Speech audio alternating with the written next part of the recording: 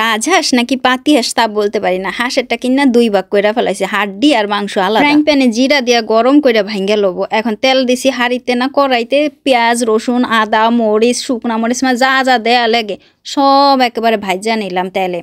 হলুদ দিছি, স্বাদ মতো লবণও দিছি, মাংস দিছি, ভালো করে কষায় কষায় পানি দিছি।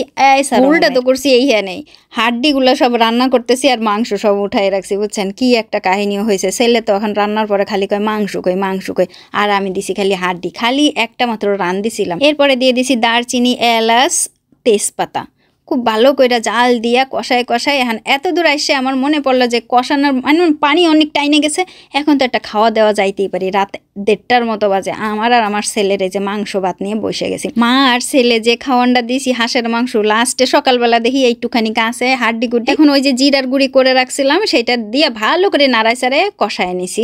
এই যে ঝাল ঝাল কষানো ভুনা হাঁসের মাংস হয়ে গেল।